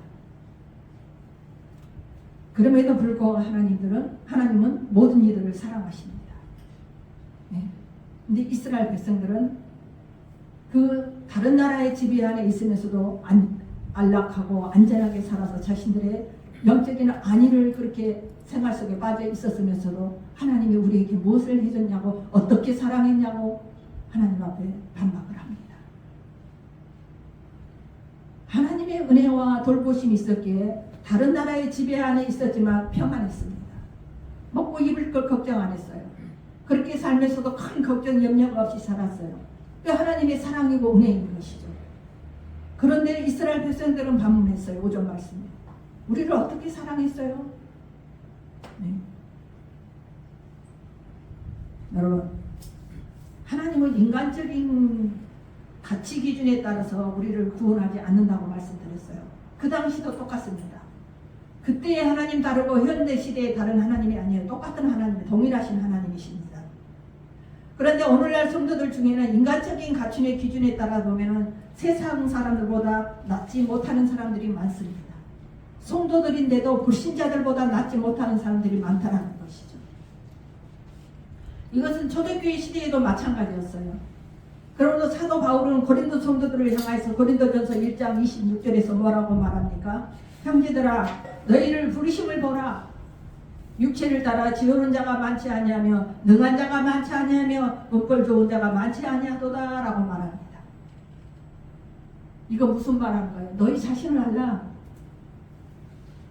모두가 똑똑하고 잘났느냐? 아니다는 것이죠. 이러한 것은 예수님이 택하신 제자들의 면모를 봐도 우리는 확인할 수가 있습니다. 예수님의 제자들 사실 그들 역시도 인간적인 가치 기준에서 판단하면 함정 미달입니다. 그렇죠? 성경이 분명히 말씀하고 있어요. 지식이 없고 무식했다라고. 베드로, 수제 제자 베드로도 마찬가지입니다. 어부 출신이었고 무식했다라고 했어요. 다혈질이라고 했어요. 네. 그런데 베드로가 어떻게 달라집니까? 사도행전에 보면 성령을 받고 오순절날 달라집니다. 그 이전에는 주님이 뭐라고 하셨다고 그랬어요? 수요일에도 말씀드렸죠. 사단이 너를 밀가불 듯이 까분다고 했어요. 믿음이 없을 때, 성령을 받지 않았을 때, 그 마음에 다 흔들리고 요동하고 시험이 들고 사단이 흔들고 찔러보고 했었죠. 그래서 주님이 베드로의 속에 있는 걸 보십니다. 그래서 너를 사단이가 밀가불 듯이 까부는구나 이렇게 합니다. 그래서 언제나 믿음 안에 세우자라는 경고를 하시죠. 돌이키라고 하십니다. 그렇게 살지 말아라는 것이죠. 믿음으로 온전하게 살아라. 그래서 베드로가 오순절 성령 강림 때 성령의 충만함을 입습니다. 그 이후로 삶이 180도로 달라집니다. 그렇죠? 그래서 수제자 제자로서 그 사명을 감당합니다. 그래서 모든 심령들 속에 사단이 들어있는 것, 악한 영이 들어있는 것 밝히 봅니다. 그리고 예수님의 뜻을 이루기 위해서 복음을 전파하고 하나님을 위해서 많은 일들을 행합니다. 그 중에서 베드로가 성령의 충만함을 입고 사역할 때 가장 기억에 남은 일이 무엇입니까? 아나니와 삽비라. 사단의 영이 임해서 밭을 팔아서 하나님 앞에 드리겠다고 약속한 그 물질을 숨깁니다. 인간적인 생각에서 그랬겠죠. 모를 거라는 생각을 한 거죠. 주의 종이 모를 거라고 생각합니다. 그런데 어떻게 베드로가 알잖아요. 그래서 그 두부가 그 자리에서 죽습니다. 베드로가 책망함으로 그 물질을 숨김으로써 베드로가 그렇게 달라집니다. 여러분, 하나님의 영을 성령의 충만함을 입은 자들은 오늘날도 이런 권능을 행할 수 있습니다. 그래서 여러분들에게 성령의 충만함을 입으라 하는 것이죠. 성령의 충만함을 입을 때 나는 없어집니다. 그런데 하나님은 성경에 우리에게 뭐라고 요구하십니까? 나로 살지 말라는 것이죠. 내 모습 그대로 살지 말라는 것이에요. 하나님을 믿고 성령을 입어서 그 뜻대로 세워질 때 나가 아니라 예수로 살라는 것입니다. 예수로서. 그런데 지금 이스라엘 백성들은 그러한 은혜와 그러한 기적과 이적을 경험했음에도 하나님께 늘 반문합니다. 여러분, 지금 방금 제가 말씀드렸죠. 하나님의 사랑은 인간적인 가치 기준에 근거한 사랑이 아니라고. 우리는 이 사실을 확실하게 알아야 해요. 지금도 오늘 이 시간도 하나님께서 우리를 하나님의 백성으로 여기시고 사랑하신 것 또한 인간적인 기준에 근거한 것이 아니라, 그러므로 우리는 이 사랑을 바르게 헤아려야 되고 하나님의 사랑에 합당한 감사와 찬송을 올려드리는 그 삶을 살아가야 되는 것이 맞는 것입니다. 바로 알아야 된다는 것이에요. 하나님이 답변했잖아요. 이스라엘 백성들에게 에서와 야곱을 통해 답변을 주시잖아요. 모든 것이 하나님의 뜻이고 섭니다. 그런데 인간적인 가치와 형편과 현실적인 상황을 뛰어넘어서 한결같이 감사하며 변함없는 헌신을 바쳐 살아야 하는데, 그 당시나 오늘이나 그렇지 못하는 분들이 많다는 것입니다. 그래 할 때, 우리는 그런 삶을 살 때 우리는 언제 어디서든지 하나님의 사랑을 체험할 수 있고, 또 그 사랑을 확신하면서 인간적인 삶이 아니라 하나님의 함께 하시는 그런 삶을 살게 될 것이고, 인간적인 환경과 형편이 어떠함의 여부에 좌우지되지 않는 온전한 하나님의 사랑과 함께 살 수가 있다는 것이죠. 근데 우리는 그 깊이까지 가지 못합니다. 그렇죠? 그런데 4절 5절을 보십시오. 에돔은 말하기를 우리가 무너뜨림을 당하였으나 항폐된 곳을 다시 쌓으리라 하거니와 나 만군의 여호와는 이르노라. 그들을 쌓을지라 나는 헐지라. 사람들이 그들을 일컬어 악한 지역이라 할 것이요 여호와의 영원한 진노를 받은 백성이라 할 것이며 너희 눈으로 보고 이르기를 여호와께서 이스라엘 지역 밖에서도 그 시리다 하리라. 에돔 땅, 에돔이 있는 지역은 산악지대 바위로만 세워진 곳이라 그랬어요. 그래서 거기가 악한 지역이라고 사람이 살 수 없는 곳이라고 그렇게 성경에는 기록되어 있어요. 그래서 그걸 말씀하는 거예요. 하나님이 주신 대로 그렇게 되어진 것이죠. 그래서 4절 5절 말씀에 에돔이 그들의 회복을 위해 스스로 노력을 할 거지만 그들이 잘 살고 든든하게 살고 하나님의 사랑을 입지 못했지만 그럼에도 강하게 세워지는 강국이 되기 위해서 노력을 합니다. 하지만 그것이 허무할 것이 될 것이며 하나님께서는 선언하십니다. 그들이 쌓을지라도 하나님은 헐어버리십니다. 이게 무슨 말씀입니까? 그들의 수고가 아무리 높이 쌓고 아무리 강국으로 세워지고 하나님이 우리에게 관심과 사랑을 안 주신다 해도 우리의 힘으로 설 수 있다고 아무리 몸부림쳐도 하나님의 그들의 수고가 절대 주권자이신 하나님의 개입에 의해서 그 수고는 물거품이 되고 만다라는 것이죠. 그래서 그들이 수고하고 싸워도 헐어버리리라 하시듯이 모든 것을 이루어지지 않는다는 것이죠. 자, 이러한 말씀에서 우리는 많은 것을 깨달아야 될 줄 믿습니다.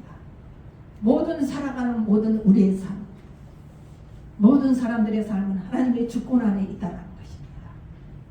우리가 아무리 잘 먹고 잘 살아보려고, 내가 내 소망을 이루어보려고, 내 계획을 이루어보려고 몸부림치고 몸부림쳐도 하나님의 도우심이 없이는 안 된다는 것이죠.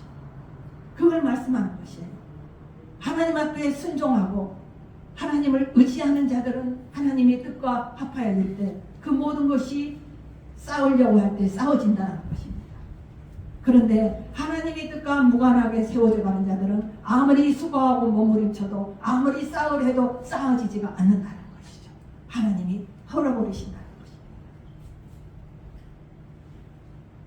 여러분, 하나님은 타락한 선민 이스라엘과 그 형제 나라인 에돔을 공의롭게 심판하시고 멸하시고 훗날 이스라엘은 다시 회복시켜 주셨어요. 아시다시피 이러한 이스라엘의 회복은 그들의 노력과는 아무런 상관이 없는 일이었어요. 하나님의 은혜로 되었어요. 포로 생활에서 전쟁 속에서 어둠 속에 있을 때 하나님의 은혜로 회복되어졌어요. 이스라엘은 그들의 회복을 위하여 아무런 일도 하지 않았어요. 하려 한다고 해도 그걸 시도조차 할 수도 없는 상황이었어요.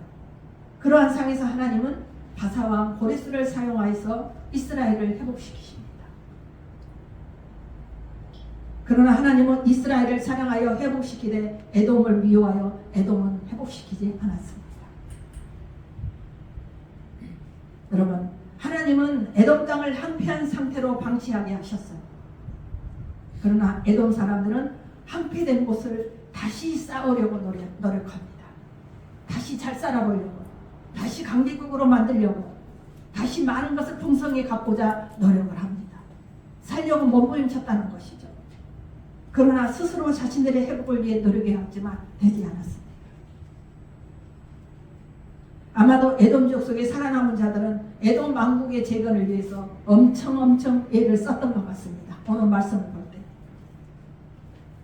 그러나 하나님은 이들을 향해 말씀하십니다. 나 만군의 여호와는 이르노라. 그들은 싸울지라도 나는 헐리라. 아무리 너희들이 싸봐라. 거기 싸지나 내가 헐어버릴 것이니라. 자, 그렇다면 에돔 왕국이 재건되는 것은 하나님의 뜻이 아니었습니다. 하나님은 무엇을 원했어요? 하나님 앞에 순종하는 것. 에돔 백성들이 하나님을 찬양하고 섬기는 것. 그걸 원했어요. 근데 그들은 자신들의 잘못고 강대국이 되어서 높아지기를 원했어요. 그러므로 에돔 사람들은 싸우려 하였지만 하나님은 그들이 싸워도 다시 허물어 볼 것이라고 말씀을 하고 있어요. 하나님의 뜻이 아니었기. 높아지려 했고 잘 먹고 잘 살려 했고, 그런데 하나님을 찬양하고 하나님을 인정하고 하나님을 섬기는 삶을 살려 하지 않았어요. 자, 자, 이러한 것을 볼 때 주권자이신 하나님의 뜻을 거슬려 행하는 사람은 이의적인 행사와 계획과 도모가 얼마나 어리석고 허무한 결과를 초래하는지 입증하는 내용이라고 할 수가 있어요. 하나님의 뜻에 벗어나서 내가 아무리 해보려고 몸부림쳐도 안 된다는 것입니다. 그걸 분명히 말씀하잖아요. 너희는 싸울지라도 내가 헐리라. 네? 얼마나 무서운 말씀이에요. 얼마나 그들이 에돔의 왕국 강대국을 만들려고 노력했겠습니까? 그 산악지대에 바위산으로 둘러싸인 곳에 에돔 백성들이 살고 있었어요. 그곳에서 드러나고 싶었고 그곳에서 호위하고 그곳에서 많은 것을 누리고 싶어서 얼마나 몸부림쳤겠습니까? 그래서 많이 노력했을 것입니다. 그런데 싸우려면 하나님은 허락버리시고 싸우려면 허락버리시고 그러한 역사가 임했던 것이죠. 왜? 하나님의 뜻이 아니기에. 여러분, 하나님은 하나님의 뜻과 상관없이 혹은 하나님의 뜻을 거슬려 무엇을 시도하고 이루고자 하는 자들의 행사를 조금도 용납하지 않으신다는 것을 오늘 말씀에서 보여주십니다. 세상의 모든 일들은 표면적으로 보면 인간들이 이룩하는 것 같고 인간들이 수고와 노력의 여하의 결과에 따라 달라지는 것 같습니다. 하지만 사실 전혀 그렇지 않다는 것을 오늘 말씀을 통하여서 알려주고 계십니다. 우리들도 그렇게 생각할 수가 있습니다. 내가 노력하면, 내가 열심히 하면 내 형편이 좋아지고 내가 물질도 많이 누릴 것이고 내가 원하는 것도 이루어질 것이라고 생각합니다. 그런데 그 인간적인 가치관만 가지고는 되지 않는다는 것이죠. 하나님이 헐어버리신다는 것이죠. 그런데 하나님이 뜻 안에 세워지면서 내가 싸우려 하는 것은 쌓아집니다. 하나님의 도우심과 은혜로. 그런데 하나님의 뜻이 아니고 하나님의 뜻을 벗어나는 행위는 절대 이루어질 수도 쌓아질 수도 없다는 것이죠. 그걸 오늘 말씀하는 것입니다. 이 시간 말씀을 통하여 인간의 수고와 노력에도 불구하고 이루어지지 않는 일들이 더 많다는 사실을 우리는 확인해야 됩니다. 인간의 노력과 수고는 분명 인간이 어떤 일을 성취하는 데 있어서 가장 중요한 역할을 하는 것은 사실입니다. 그러나 인간의 수고와 노력의 결실을 맺기 위해서는 반드시 하나님의 뜻과 부합되며 하나님이 허락하시는 것이어야 한다는 것이죠. 하나님이 뜻 안에서 해야 된다는 것이죠. 그래서 말씀에 따라 선택하시고 말씀에 따라 행하시고 말씀에 따라서 모든 일을 선택하라고 말씀드리는 것입니다. 왜? 말씀이 하나님의 뜻이기에. 그 이유는 세상의 모든 일들은 절대 주권자신 하나님의 뜻과 섭리에 따라 그 결과가 나타나기 때문인 것이죠. 주님은 어리석은 부자의 비유를 보시면 성경에 마태복음에 어리석은 부자의 비유가 누가복음에 나오는 말씀이 있어요. 그 부자는 농사를 지어서 소출이 넉넉해집니다. 그래서 곡식을 쌓아둘 곡간이 부족했어요. 그래서 그 부자가 어떻게 생각합니까? 그 곡간을 걸고 더 크게 지어서 더 많은 곡식과 물건을 쌓아놓고 부자는 평안히 쉬고 먹고 마시고 즐거운 생활을 해야겠다고 계획을 합니다. 그러자 주님은 누가복음 12장 20절 말씀에서 뭐라고 그 부자에게 말합니까? 어리석은 자여, 오늘 밤 내 영혼을 도로 찾으리니 그리하면 내 주 위한 것이 누구 것이 되겠느냐 하고 그 부자에게 말씀합니다. 이건 무슨 말씀이에요? 너 곡간을 크게 짓고 쌓아놓고 평안하게 즐겁고 평안하게 살겠다고 계획하는데 내가 네 영혼 오늘 밤 내가 불러가 버리면 네가 지금 쌓아놓은 이 모든 거 누구 것이 되겠느냐 이거예요. 네가 가지고 올라오겠느냐? 이걸 묻는 것이죠. 이건 탐심에 대한 말씀을 지적하는 거예요. 네 곡간이 적어서 넘쳐서 들 곳이 없으면 그것을 나누어라, 베풀어라 이거예요. 그런데 곡간을 헐고 다시 크게 지어서 더 많은 물건과 더 많은 곡식을 쌓아서 나만 그냥 평안히 먹고 즐겁게 살 거라고 계획을 했다는 것이죠.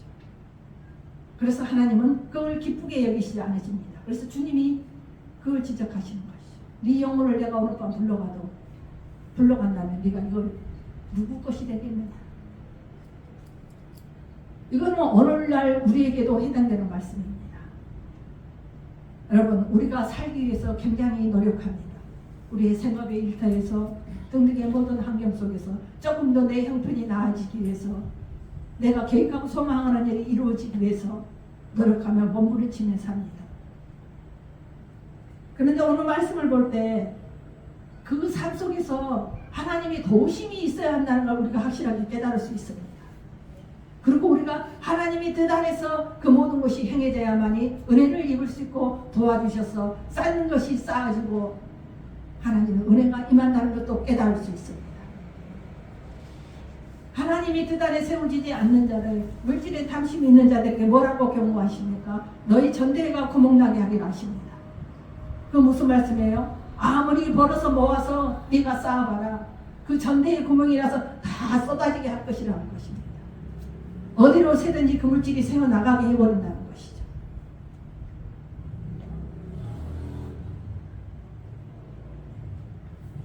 여러분, 우리는 하나님의 뜻을 거슬려서 무엇을 쌓든지 세우든지 시도하는 것은 어리석은 것을 아시기 바랍니다. 하나님이 뜻 안에서 해야 됩니다.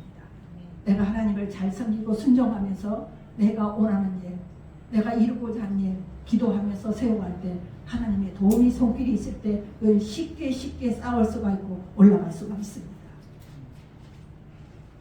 그 뜻을 거스러 쌓을 수 없을 뿐만 아니라 수고해도 쌓는다 해도 그 쌓는 것이 무너지게 됨을 그 허무함만 커질 뿐입니다. 그렇잖아요. 그렇게 고생하고 수고해서 쌓으려고 하고 얼마큼 쌓아졌는데 잃어버려요. 얼마큼 쌓았는데 사기를 당해요. 얼마큼 쌓았는데 또 엉뚱한 일을 만나서 허무가 되어버려요. 얼마나 실망과 허무가 느꼈습니까? 그걸 하지 말라는 것입니다. 하나님의 모든 주권이라는 것입니다. 야곱을 사랑한 것도, 야곱의 후손들을 통하여서 하나님의 나라를, 거룩한 나라를 세우고자 구속하신 것도 하나님의 주권적인 은혜요 사랑이라는 것입니다. 그러면 여러분, 오늘 우리는 이 말씀을 통해서 현재 우리가 계획하는 것과 이루고자 하는 것인지 어떤 것인지를 한번 돌아보시기 바랍니다. 내가 인간적인 내 기준에서 내가 원하고 바라는 것에서 내가 행하려고 하는 것이 있는가? 아니면 하나님의 말씀에 연결돼서 내가 하나님 뜻 안에서 이루고자 하는 계획이 되는 것인가? 그걸 돌아보시기 바랍니다. 여러분, 그것들이 과연 하나님께서 허락하시는 일이며 하나님 보시기에 합당한 것인지를 돌아보아야 한다는 것이죠. 그리야 할 때 하나님 뜻에 합당한 것이라면 그건 모든 것이 쌓아지고 올라갈 것입니다. 그런데 하나님의 뜻에 합당하지 아니라면 그건 무너져 버릴 것입니다. 그래야 할 때 여러분, 허무한 수고와 어리석은 수고를 행치 않게 될 것입니다. 하나님의 뜻 안에서 우리가 쌓아 올려가려고 노력하는 것은 하나님의 뜻 안에서 어리석은 수고가 되지 않는다는 것입니다. 그러므로 우리는 하나님을 의뢰하여 하나님의 뜻을 헤아려 범사를 계획하고 모든 것을 우리는 시도해야 되는 것이 맞습니다. 왜? 우리는 하나님의 사람이니까. 하나님의 것이에요. 값주고 사신 자들이에요. 성량이 있어요. 우리는 어디로도 갈 수 없어요. 그 뜻 안에 살아야만 되는 자들이에요. 예수의 피로 값주고 샀어요, 우리를. 그렇잖아요. 그런데 그 뜻대로 살아야 되는 게 맞지 않아요? 근데 그걸 몰라요. 그 뜻대로 살기를 싫어합니다. 그래서 모든 것을 하나님의 뜻 아래서 계획하고 내가 이루어보자 원하면서 기도하면서 말씀대로 순종하면서 할 때 하나님 앞에 기도로 올려드린 나의 고백을 통하여서 그게 응답이 되어지고 도우시는 하나님의 은혜로 그 모든 것이 쌓아지는 것이죠. 그것이 진정 우리의 인생을 가치 있게 하고 또 우리의 수고로 말미암는 복된 결실을 맛보게 하는 삶이 될 것입니다. 여러분, 그래서 하나님은 늘 우리에게 순종해라, 말씀대로 살아라 하는 것이죠. 네. 우리를 위해서 하는 거예요. 하나님을 위해서 하는 게 아니에요. 왜 에돔을 그렇게 미워하셨겠습니까? 왜 에돔 사람이 에돔 왕국을 세우고자 몸부림치는데 왜 그들이 싸울지라도 나는 헐리라, 만군의 여호와가 말하노라, 이렇게까지 하셨을까요? 그들이 하나님의 뜻에서 행하지 않기 때문이었다는 것입니다. 하나님의 뜻을 구하고 기도하면서 그 일을 행하였다라면 에돔 왕국을 세웠을 것입니다. 여러분, 하나님이 허르신다는 것, 그건 무서운 말씀입니다. 여러분, 하나님은 우리를 사랑하시지만 그렇다고 우리가 아무런 짐도 없이 이 세상을 무의미하게 살기를 원하시지 않습니다. 말씀의 순종과 믿는 자답게 본분을 다하면서 구별되이 세워지는 삶을 살기를 원하시는 짐을 우리에게 주셨어요. 그냥 아무런 의미도 없이 뜻도 없이 하나님의 사람이니까 그것만 인식하면서 살아가길 원하시지 않는다는 것이죠. 하나님은 우리를 사랑하시기에 우리에게 그의 합당한 짐을 모두에게 지어주십니다. 그럼 우리는 하나님의 선하심과 은혜로우심을 믿어야 되고 하나님의 뜻에 순종하여서 그 짐을 기꺼이 순종함으로 짊어져야 합니다. 그 뜻대로 나가야 한다는 것이에요. 근데 오늘날의 많은 성도들은 그 짐을 순종하는 그 짐을 줄이기 싫어합니다. 적당하니 하려고 합니다. 근데 주님은 뭐라고 말씀합니까? 주님과 세상을 겸하여 섬기지 못하고 재물과 하나님을 겸하여 섬기지 못한다고 말씀합니다. 한 곳으로 마음과 정성과 뜻을 모으라는 것입니다. 여러분, 우리의 힘으로만은 설 수가 없습니다. 오늘 분명히 에돔 백성들에게 말하지 않습니까? 너희는 싸울지라도 나는 헐리라. 내 뜻이 아니다는 것이죠. 하나님의 뜻이 아니다는 것이에요. 우리가 하나님께서 지어주시는 그 순종의 짐을 가까이 지려고 할 때, 기꺼이 내가 져야 되겠다, 순종의 짐을 내가 기꺼이 져야 되겠다 할 때 그 짐은 무거운 짐으로 우리에게 오는 것이 아닙니다. 내가 순종하려고 노력할 때 하나님은 도리어 우리에게 참된 평안과 우리에게 힘과 능력을 가져다 줄 것입니다. 하나님은 우리에게 그걸 약속하셨어요. 우리 힘으로 하는 것이 아니라 하나님이 주시는 힘으로 하게 해주시겠다. 하나님이 주시는 능력으로 감당하게 해주시겠다라고 성경이 약속했어요. 자, 그럼 우리는 순종의 짐을 얼마든지 다 지고 갈 수 있다는 것이죠. 그런데 그 또한 하기도 싫어합니다. 그렇다면 그러한 분들은 싸우려고 아무리 몸부림쳐도 하나님은 헐어버리고 버려버린다는 것이죠. 오전에서도 말씀드렸듯이 우리를 죄 가운데 있게 하지 않기 위해서 고난을 주십니다. 우리가 죄를 범했을 때 하나님 우리를 사랑하시고 의의 길을 가기 원하신다는 걸 알게 하기 위해서 고난을 주십니다. 그건 무슨 뜻이에요? 하나님 앞에 무릎을 조아리고 은혜를 구할 수 있는 모습으로 환경을 주신다는 것이에요. 그 또한 하나님의 말씀대로 하지 않는 모습이기에 하나님은 그걸 원하시고 행하시는 것이죠. 오고 말씀이 똑같습니다. 우리가 말씀에 벗어나서 내가 아무리 잘 먹고 잘 살아보고 내가 원하는 걸 이루고자 해도 안 된다는 것이죠. 그러므로 여러분, 말라기서에 기록된 하나님의 경고들은 이스라엘 백성들에게 무거운 짐이었지만 그들이 그 경고를 받아들이고 그들의 행위를 고칠 때에 그들은 평안을 누릴 수 있었을 것입니다. 그런데 그들은 그렇게 하지 않았어요. 그래서 5절에서 뭐라고 하나님 말씀하십니까? 너희는 눈으로 보고 이르기를 여호와께서는 이스라엘 지역 밖에서도 크시다 하리라 합니다. 이건 뭐예요? 하나님이 그렇게 역사하심을 너희들 눈으로 보고 진실로 하나님은 살아계신 분이시다는 것을 말을 한다 그 말이에요. 하나님을 인정한다는 그 말씀을 5절에서 하고 있어요.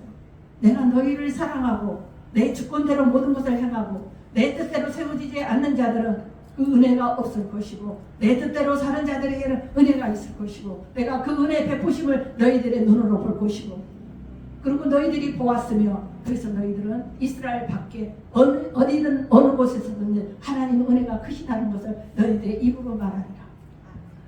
그걸 말씀하는 거예요. 여러분, 오늘 말씀을 들으시면서 굉장히 많은 것을 우리에게 깨닫게 하고 있어요. 그렇죠? 짧은 말씀이지만 5절까지 1절에서 5절까지 말씀이지만 이스라엘 백성들에게 말라기 선지자를 통해서 여호와 하나님의 그 메시지, 경고의 메시지를 전하는 메시지지만 오늘날 성도들에게 크게 와닿는 메시지입니다. 그럼 여러분, 이러한 사실, 하나님의 뜻을 기억하십시오. 그래서 여러분들에게 주어진 말씀을 예면하지 마시고 그것을 순종으로 짊어지시기 바랍니다. 그게 은혜의 길을 갈 수 있는 비결이에요. 내가 원하는 길을 가지 마십시오. 인간적인 가치관에서 선택하고 가지 말라는 것이에요. 하나님의 뜻을 묻고 뭔가를 계획했을 때 먼저 하나님께 물으시기 바랍니다. 그러면서 행하에 계획하고 나갈 때 하나님은 이끄시고 우리를 지도하실 것이고 우리를 지도하시고 깨닫게 성령님이십니다. 하나님의 역사가 임하게 될 것입니다. 거기는 평안하게 될 것이고 쌓아지고 높아질 것입니다. 그걸 약속하시잖아요. 네. 하나님의 뜻 안에 있지 않은 에돔 백성들, 너희는 싸우리라 하지만 만군의 주 여호와는 험헐리라. 그런 하나님의 뜻 안에 세워지지 않는 계획, 하나님의 뜻 안에서 생각하고 원하는 모든 것들은 다 얼어버리겠다는 것입니다. 여러분, 오늘 말씀 기억하십시오. 우리가 순종의 짐을 질 때 절대 무겁지 않습니다. 평안으로 올 것이고 기쁨과 감사함으로 우리에게 결과는 나올 것입니다. 그래서 오늘 말씀 기억하시고 그리할 때 감사와 기쁨이 넘친 여러분들의 신앙생활이 될 줄 믿습니다. 네, 그래서 그러한 신앙생활을 하시고 맡은 바의 자리에서 충성하시고 그래서 은혜와 축복도 많이 받으시고 계획하고 소망하는 이 이루어진 걸 체험하시면서 늘 하나님의 살아계심을 인정하며 전하는 여러분들이 되시길 바라겠습니다. 네, 말씀 마치겠습니다.